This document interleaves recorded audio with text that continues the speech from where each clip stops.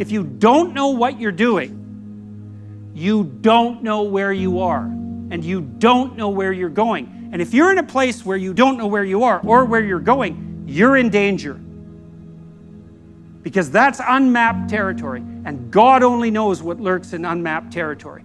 If you're so confused and disoriented that you don't know where you are or where you're going, there are predators of the spirit who are much worse than snakes that are waiting for you. And the probability that you'll move from aimless, hopeless, joyless anxiety to nihilism, corrosive bitterness, and genocidal fantasy in the fundamental extreme is very high. It's like, well, I just want to be happy. It's a slogan. It's the most common slogan of our time, I would say, and it's such a preposterous slogan. It's like, what do you mean just? You just want to be happy. That's all. That's all you want. That absolute impossibility. You want bliss unending no matter what you do, and that's all you want. It's not exactly a small ask, let's say, because it's the same thing as asking to dwell permanently in paradise. It's something like that. And then it also isn't true. That isn't what you want. If you do careful analysis of what people mean when they say they just want to be happy, what they mean is they don't want to suffer stupidly. We're much more concerned with not experiencing an excess of negative emotion than we are with experiencing a surfeit of positive pleasure. So first of all, we don't mean we just want to be happy. We mean, please don't make us too miserable. And fair enough, that's reasonable. But then even on the happiness front, even on the absence of misery front, that's not true. It's like it isn't obvious at all that we want happiness. It isn't even obvious that we want absence of misery. What's really obvious is that we want an adventure. Right? We want an adventure that's so compelling that it makes the misery of life not just justifiable, but worthwhile. You want to look back on your life, and you know this to be true. You want to be able to say to yourself, even considering a month or a week or a series of days, you want to be able to say, that was really difficult, but you know what? It was worth it. And I think that's what you want from your life. It's something like, you know what? That was difficult, but it was worth it. And that meant that the adventure was so great that it justified the difficulties. And so then the question is, and here's the question, where do you find the great adventure of your life? Well, how about in truth? Well, why? Because you don't know what's going to happen if you tell the truth. It's a mystery. It's going to lay itself out for you. And so that's an adventure, because you literally do not know what's going to happen. You have to let go of knowing what's going to happen. And so then you have that adventure, and then what is also the case is that it's you that's having the adventure. Right? Because if what you're doing is living in truth, that's you. That truth is you.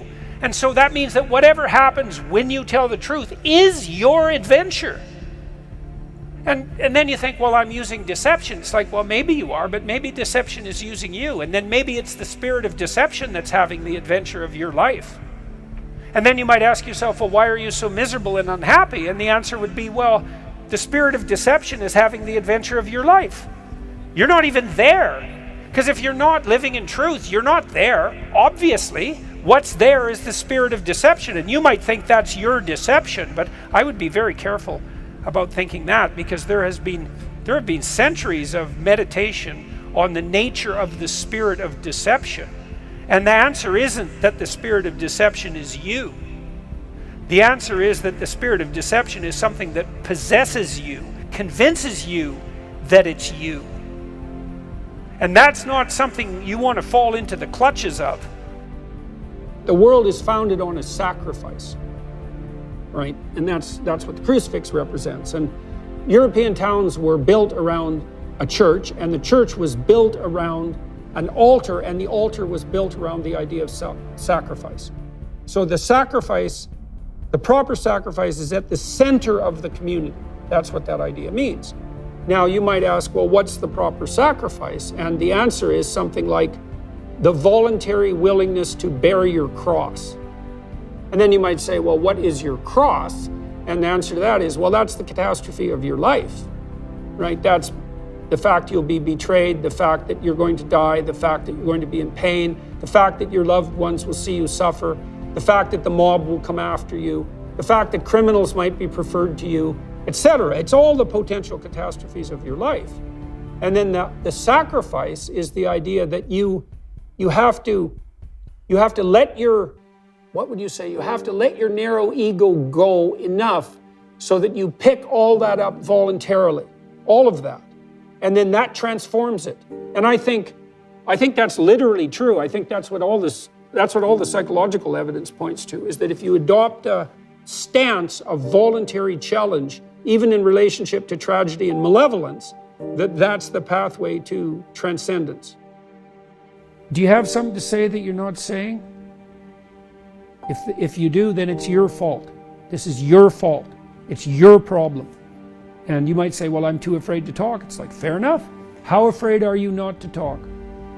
You know, people say to me frequently, they compliment me on my bravery. And I think, you don't understand. I'm not brave. I don't like conflict. I'm way more afraid of losing control of my tongue than I am of the consequences of saying what I have to say. Because I know what happens when we allow other people to control our tongues. It's not good. It's not good. It's hell itself. And so, of course, it's troublesome to suffer the slings and arrows of outrageous fortune when you say what you have to say. It's like, that's fine. Try not saying what you have to say. Well, that'll be okay in the moment. It's like, yeah, in the moment. But unfortunately, your whole life isn't in the moment. Practice in developing the capacity for skilled movement forward in a manner that simultaneously encourages the others that you're cooperating with to do precisely the same thing. And that's not some arbitrary ethos. It's not arbitrary, because if that doesn't happen, then nothing flourishes. And if it does happen, then everything flourishes. It's also not relativistic in some sense, because you have to do that no matter what you're doing. No matter what it is that you're doing, if you do that well, you're doing whatever it is you're doing well.